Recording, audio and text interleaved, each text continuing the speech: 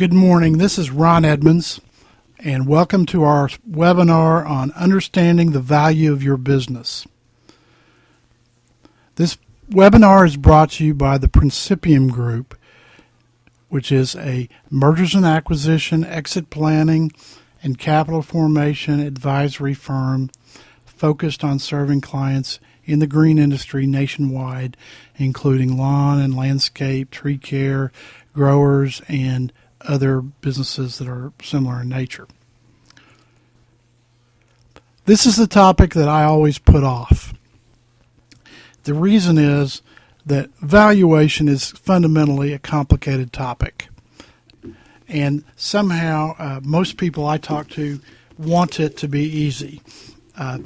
And that is exacerbated by the fact that people talk to other people in the industry and hear stories about what valuations their businesses sold for. And they assume that those same valuations will apply to their business without knowing and understanding the underlying facts and circumstances of the other deal. Those kind of comparisons are extremely treacherous, and it is a very bad idea to rely on those in your own planning. But I've decided to go ahead and address it head on. Our agenda today will include a discussion of why it is important to understand the value of your business, the definition of fair market value, a review of techniques for determining value, and using multiples to estimate value, which will be our primary topic. And then we'll touch on the topic of what you can do to improve the value of your business. So, why is understanding value so important? It allows you to make informed decisions in connection with exit planning, make informed decisions when considering the sale of your business, make informed decisions when considering the acquisition of another business.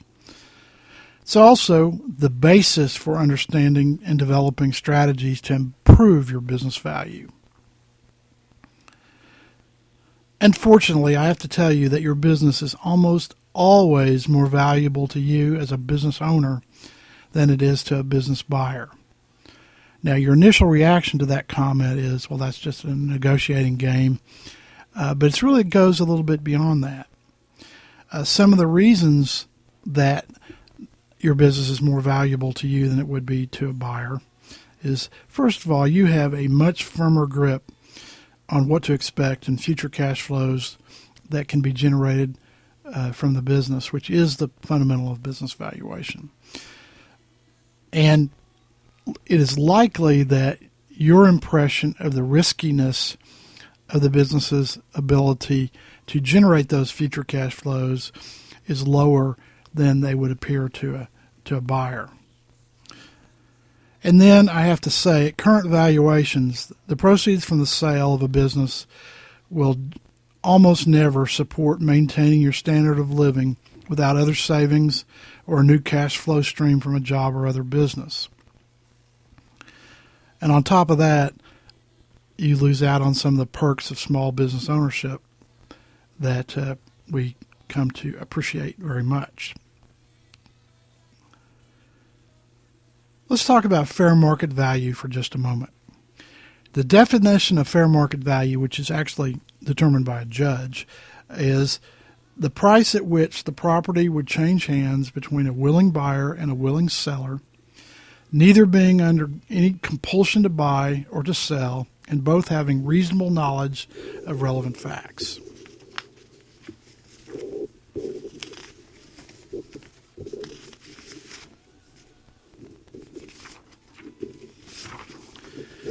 A word about where value comes from. I said it was all about cash flow just a moment ago. Really, determining value involves making an assessment of future cash flows and an assessment of how risky those future cash flows are. There are a variety of methods of estimating value. Some of them are part of the rather large and complicated business valuation profession, which is a confusing profession in that there are a large number of different credentials that have been established by 3 or 4 or more different valuation groups. There's some sort of consistency among some of those, but not all of them. But the methods that are typically used for estimating value include discounted future cash flows, capitalization of earnings, comparable company sales, and multiples, which will be our general focus today. Discounted cash flows and capitalization of earnings are fairly complicated processes that involve applying formulas and making projections and assessments. Comparable company sales is exactly what it is, which is something similar to a real estate valuation appraisal that involves finding companies that are similar to the business being valued, and then transactions that have occurred with those businesses, and then reconciling from that business to what the valuation of the business being evaluated would be. That is pretty difficult, as we all know that business valuation, that real estate appraisals became pretty complicated over the last few years, and business valuations are much more complicated because the data is much more complicated and less available than it is in most cases for real estate transactions. Multiples are fairly easy to understand, which we'll walk through today, and are the method that many people use in valuing companies in the lawn and landscape industries. Generally speaking, all of those techniques for business valuation should come up with numbers that are pretty comparable, however. In using multiples to estimate the value of a business, we first have to determine the right multiplier to use based upon the range that would be appropriate in the industry that the particular business is in, or the segment of the industry. So we have to determine the right multiple range, and then where on the range of multiple values a particular business is likely to sell. Typically, there's a range of multiples within any industry sector. For example, within commercial maintenance multiples right now, multiples tend to range from about 2 times adjusted earnings before interest, taxes, depreciation, and amortization, or EBITDA, to about 4 times. Occasionally higher, but not often. Within design-build companies, valuations will be considerably lower, typically about 1.5 times EBITDA to 3 times. Companies with operations in both sectors will usually have a blended multiple range.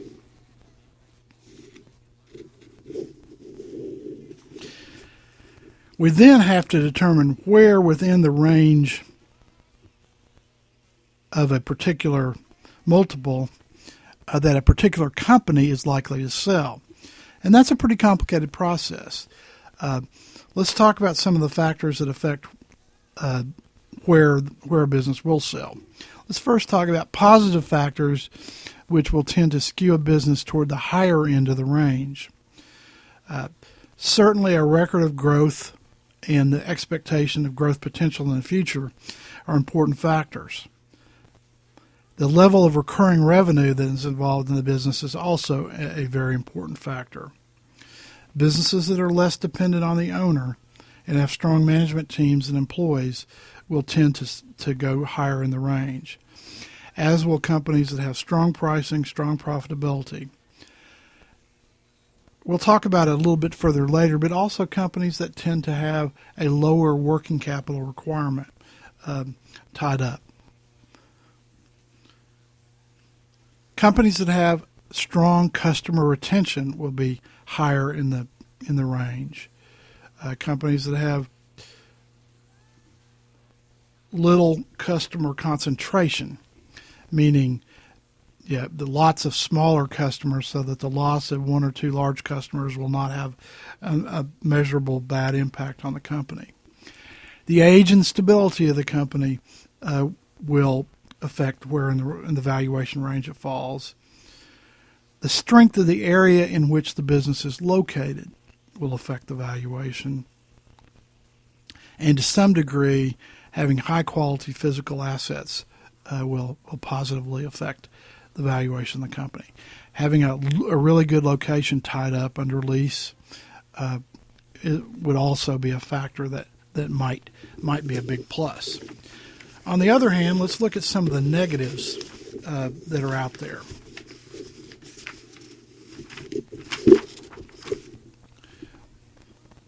A business that is highly dependent on the owner is going to fall at the lower end of the scale, as will a business that has little or no recurring revenue, although there are some things you can do to move that. A company with weak or no management team, a few well-developed operating systems, poor or untimely financial records, little or no historical growth, a perception of limited growth potential, an unattractive location, being in an unattractive market, weak marketing programs, a large amount of working capital tied up in the business, deferred maintenance on vehicles and equipment, or the perception to a buyer that capital expenditures will be required in the near future.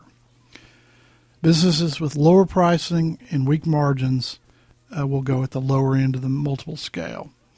And then, of course, companies that have problems, roadblocks that will make a transaction more difficult, like things like tax problems, litigation, unresolved litigation, and the like. All those are things that will cause a business to trade down on the multiple range. I want to comment just a moment about the issue of pricing and margins. And at first glance, you may think that companies with low pricing and low margins are already going to be penalized in the calculation of value, because it starts with earnings and cash flow.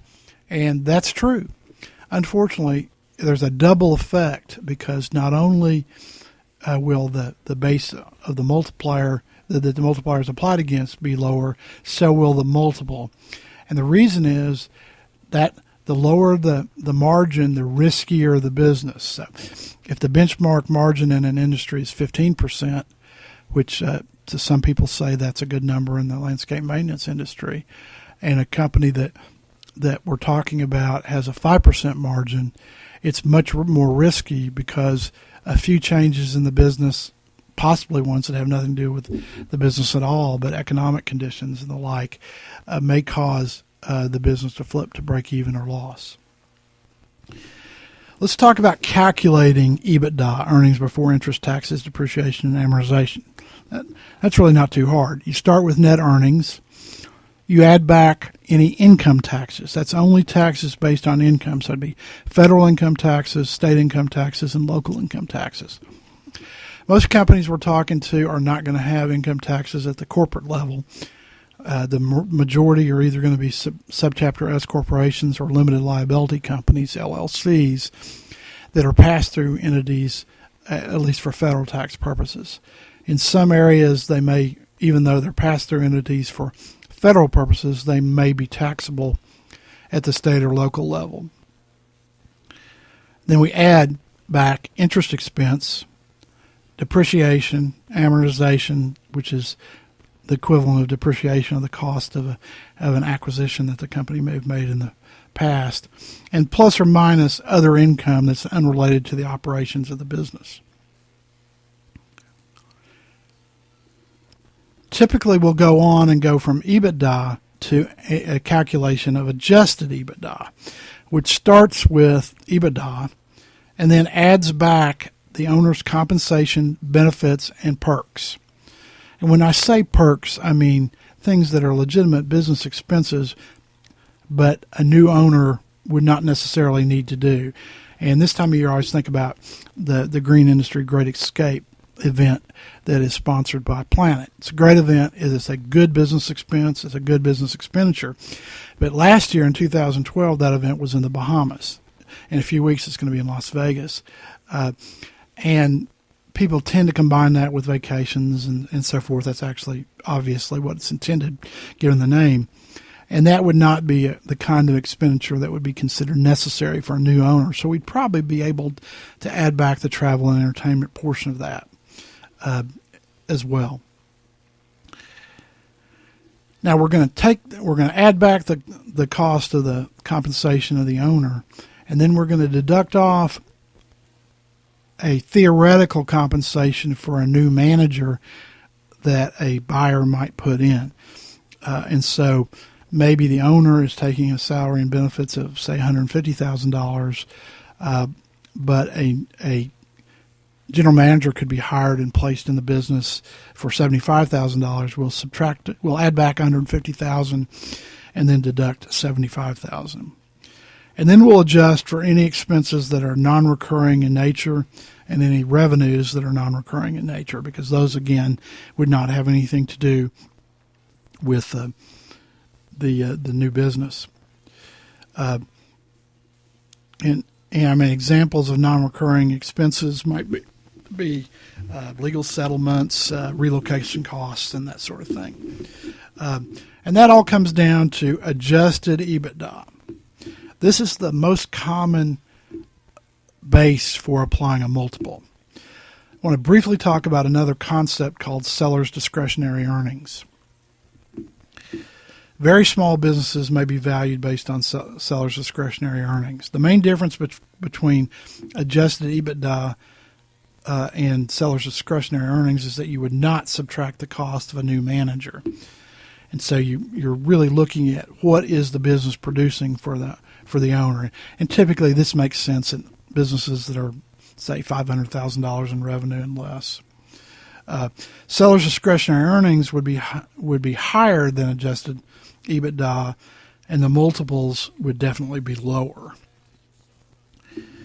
Let's go through an example calculation. In this calculation, we have net earnings of $250,000. We're adding back depreciation expense of $75,000.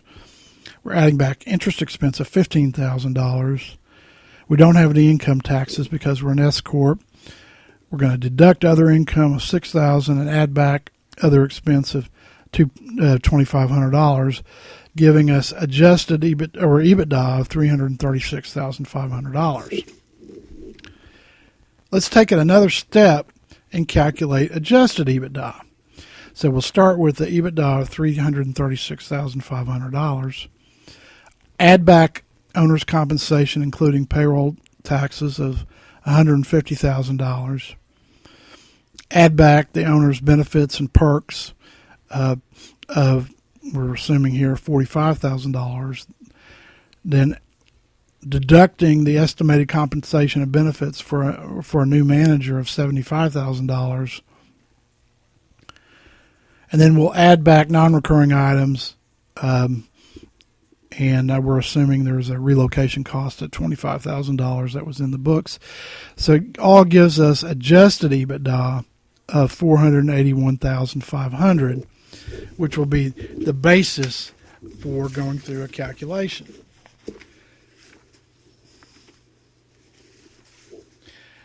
Now let's apply that multiple. So we'll take the adjusted EBITDA of $481,500 and the multiple range that we believe is applicable to this business as a commercial maintenance business, and we come up to a range of $963,000 to $1,926,000. That's a pretty wide range, and that illustrates how hard it is to really value a business using multiples and how you can jump to conclusions as to the value of your business without looking at the underlying facts. So to narrow that range, we're going to have to apply those factors we talked about that tend to increase or decrease the value of the business within the range. Let's take a quick look at how multiples of revenue work. I told you I thought that multiples of revenue are a difficult concept, and there's certainly lots of people that talk about that, especially in the lawn care business, but others as well. Did you get 60 cents on the dollar of revenue and so forth? And this calculation I'm showing you here illustrates what the problem is, because business valuation is always based upon cash flow and not revenues. And so when somebody uses a multiple of revenues, it's based upon an assumption of what the margins on those revenues are. And looking at an example, again, people sometimes talk about a benchmark as being 15% EBITDA margin on a commercial maintenance business. And if that's the case, then a company that has that 15% margin and sells in the 2 to 4 times EBITDA range is going to sell for from 30% to 60% of revenue. On the other hand, if the margin of the business has slipped from the 15% level down to 10%, which a great number of companies have done during the last few years of the difficulties of the recession in an intensely competitive environment, then applying that same 2 to 4 times multiple range will give us a range of 20% to 40% of revenue. So you really can't draw conclusions very easily without getting underneath the numbers. I want to cover a couple of issues that are worthy of a little more discussion. First is to talk about the impact of working capital requirements on business valuation. And the level of working capital required to operate the business will definitely affect the value of the business. The more working capital a new owner will be required to inject into the business, the less the business will be worth to him. And a perfect example of that is a maintenance company. And some maintenance companies bill their customers at the beginning of the month for services that will be performed that month, and others bill at the end of the month. And no matter how long your customers take to pay, there's likely to be a 30-day difference in collections between the two. And so an entire month's revenue will be deferred. And a buyer is going to have to put in that amount of money to cover payroll and other costs incurred, and will likely dollar for dollar offset their perception of the value of the business by the working capital requirements. The other thing I wanted to touch on just a little bit again is vehicles and equipment. The value we've talked about of the business includes the assets necessary to operate the business at its current level of operations, free of debt. Vehicles and equipment are rarely a positive in the valuation of the business, but they can be a negative, because if the buyer looks at the equipment and realizes that they're going to have to either replace a large amount of the vehicles and equipment or otherwise incur significant costs in repairs and maintenance, they're going to perceive that just like the working capital requirement and reduce their perception of the overall value of the business. Now, it is rare for the value of vehicles and equipment to be a positive. Could happen in a few cases, but it's more likely to be negative. One thing that often comes up is an owner who's trying to sell their business and trying to get extra value for some piece of equipment. An example of that might be a tree company that has an expensive piece of equipment like a crane. And they think that ought to get them a premium price because they have a crane. I suppose they might otherwise rent them on occasions or something. I don't really know how that works. But if you need a crane to generate the revenue, then that's going to need to be in the value of the business. And it's going to be very difficult to get that as an add-on. Now, if you have assets in the business that are not necessary, it is a good idea to pull them out of the business entity before you even think about selling, to make sure that someone doesn't think you're doing that just to get a better deal or something like that, or to get the best of a buyer. Let's talk about improving the value of the business just a moment.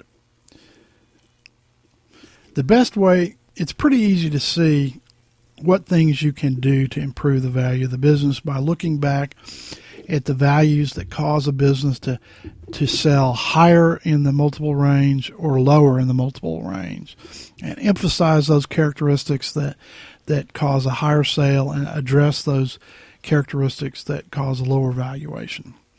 Now, what can you focus on? You can focus on growth and profitability of the business. To some extent, it's recurring revenue component, and I want to come back to that in just a moment. It's independence from the owner, it's strong systems running the business, minimizing negative value drivers, focus on desirable markets, build your management team. If accounting is an issue, improve your accounting. And by all means, eliminate roadblocks to the transaction. So if you have issues that are clouding the company, deal with them. Good examples are litigation, tax issues, or another one that often comes up and destroys a great deal of value to an owner is a situation where an owner has made a promise of an equity interest in the business to an employee, never put it in writing, basically forgotten about it. Then when you go through the sales process, you can rest assured the employee you made that promise to will remember it, and they may actually even find a piece of paper where you committed to it.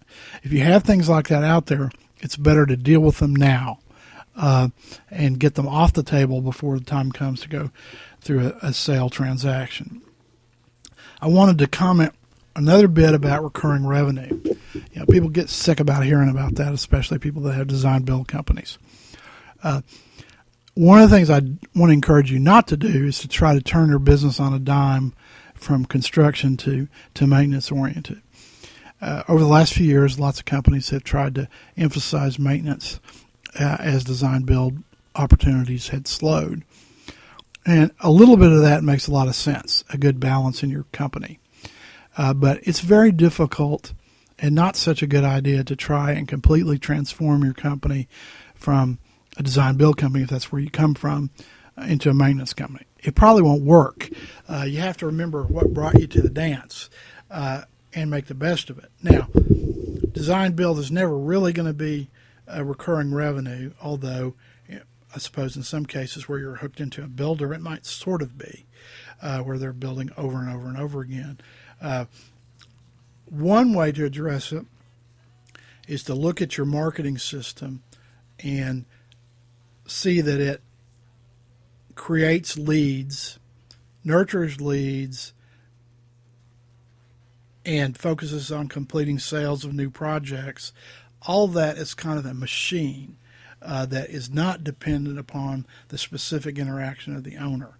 That's based upon the systems that are in place and a variety of people driving the sales. That's going to have a bit of a tendency to improve the value because that's going to make it less dependent upon the owner and more likely that revenues will continue in the future, driving up value. Let's take a moment and address questions and answers.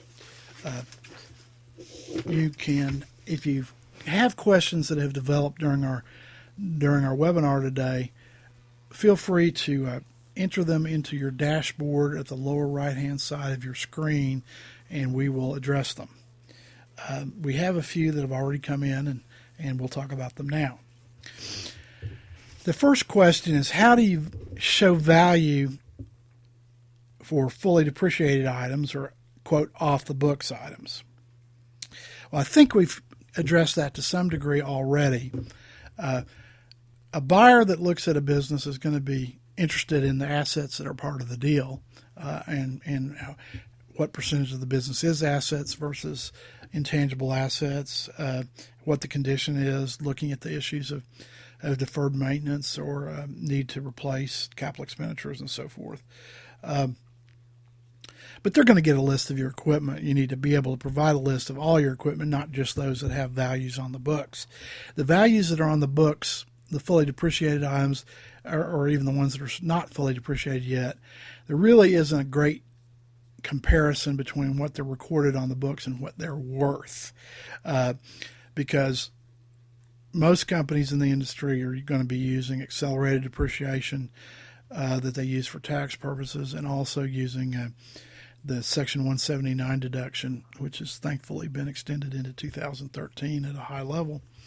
And so there are many companies in this industry have everything fully depreciated, or nearly everything that they have, and so that's not going to be a negative to the process. And of course, it won't affect the calculation of EBITDA. Some companies use another calculation yet called free cash flow, which is probably going to be calculated as adjusted EBITDA, the way we talked about it earlier, minus capital expenditures.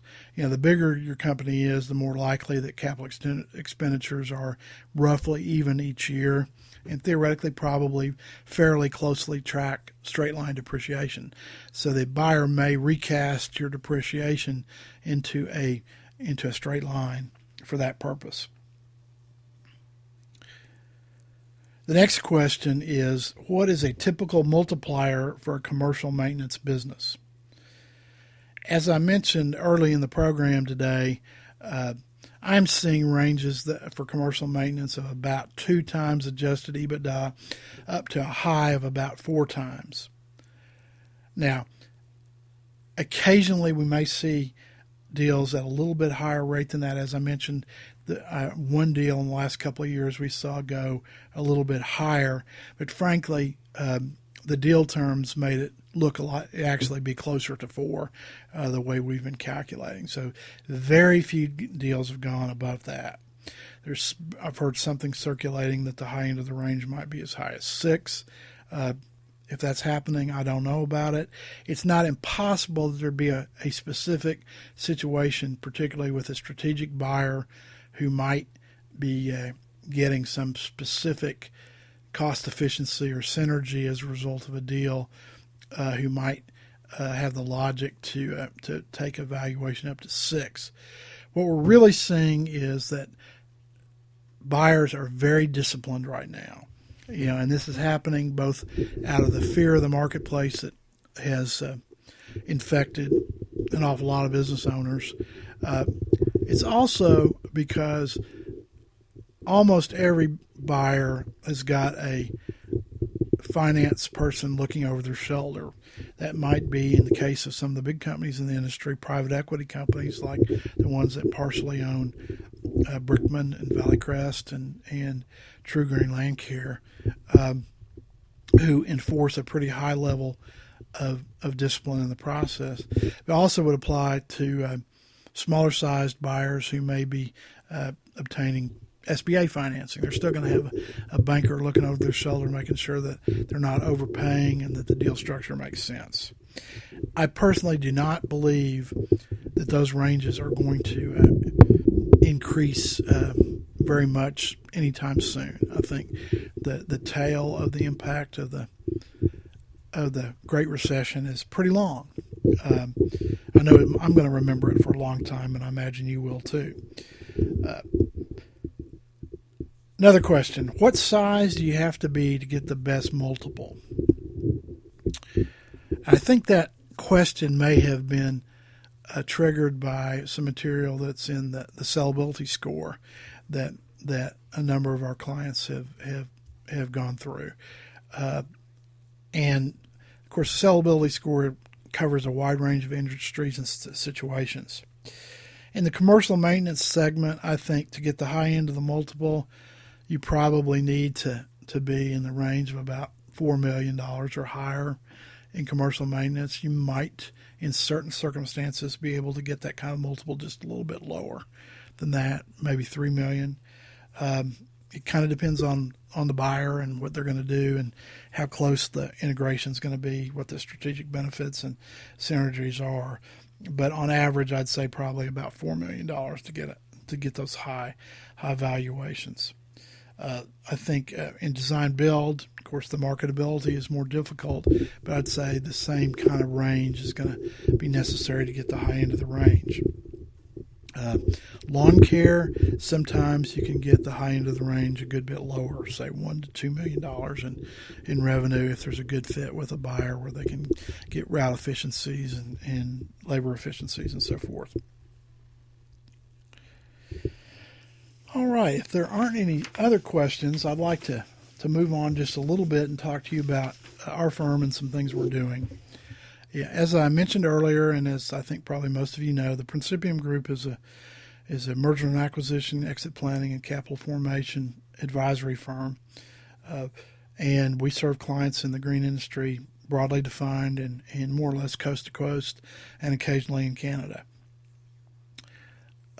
One of the things that we have been doing over the last few months, which is an outgrowth of our focus on exit planning, is working with companies more regularly on market valuation, helping companies understand the value of their business. We've designed a product we call the Market Value Assessment, which is a very cost-effective evaluation of the market value of your business. And it's ideal for use in exit planning and considering your options, whether you want to think about selling, do you want to define a horizon for selling it 3 or 4 years out or 10 years out. And we include in this process some suggestions for how you can build the value of your business if you're not in the immediate market to sell as well. How we execute the market value assessment, we provide you with a list of documents we need, a questionnaire of information about your business. We take that information and do our own research on the local marketplace, look at comparable transactions and other trends, and prepare a report for you. And the cost of that market value assessment, the market value assessment will result in an estimate of the range of value of the business and a point estimate of where you fit in that range of value. The cost is typically pretty low.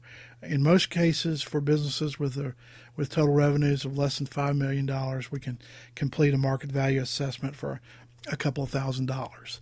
That is quite a bit less than what a formal business valuation by a business valuation firm is going to set you back. That's largely because this is a private report for you and your direct advisor's use, and it's not intended to be driving tax filings or litigation or partnership dissolution or anything like that. But if you'd like to talk about a market value assessment for your business, please give me a call, 888-229-5740, or send me an email at ron@principiumgroup.com. Those will both be on the screen in just a moment. And no matter what you're doing, if you are considering buying or selling a green industry business, ready to start the exit planning process, or just considering your options, thinking about what you want to do next, we'd be happy to talk with you, either by phone, email, or at an upcoming green industry meeting. So please reach out and contact us. We'd very much enjoy the opportunity to meet with you. Thanks again for joining us today from the webinar on understanding the value of your business. We hope it's been helpful, and we'll look forward to being with you again on another webinar or other event in the near future.